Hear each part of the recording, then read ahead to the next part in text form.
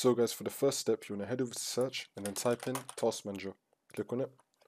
Now once you're on this, if you see Discord open, you want to right click on it and then click on End Task. You might scroll down to find Discord, but once you do find it, you want to right click on it and then click on End Task. Then you want to head over to the Details tab and then do the same thing. If you see Discord open, you want to right click on it and then click on End Process Tree. Now for the second step, you want to head over to search and then type in Sound Settings. Click on it. Now once you're on this, under Output, you want to make sure the correct speakers have been selected. Then you want to scroll down again, and then next to Input, you want to click on Microphone. You want to make sure that your format is set to the highest quality. Then we're going to click on Sound again on the top. Then we're going to scroll down to the very bottom, and then click on More Sound Settings.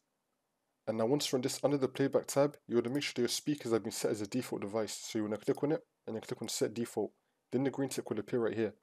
Then you want to double click on it, and then you want to click on Advanced. You want to make sure that in the Advanced tab, under Exclusive Mode, you have both of these ticked. And then you want to change this quality to the highest as well. And then click on OK. Now for the next step, you want to head over to search and then type in Device Manager. Click on it. Now once you're on this, you want to expand audio inputs and outputs, and then you want to find your speakers. You want to right click on it and then click on Update Driver. And then click on Search automatically for drivers. Make sure that the best drivers for your device have been installed. If your speakers come with a software like my one does, I've got the Logitech G432 headset and it comes with the Logitech G Hub software. You want to click on it and then you want to click on Settings. You want to make sure that your firmware is up to date. Now once you complete these 3 steps, the problem should be fixed. But if it's still not fixed, now for the second method, you want to head over to Discord and then you want to make sure the input and output device are on the correct setting. And then you want to scroll down to the very bottom.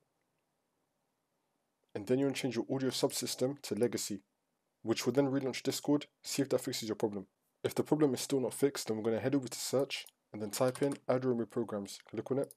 Now once we're on this, we're going to scroll down till we find Discord. You want to click on the 3 dots, then click on Uninstall. Then you want to uninstall it. Then you just want to reinstall Discord again, and then you want to restart your computer, and then that should fix the problem.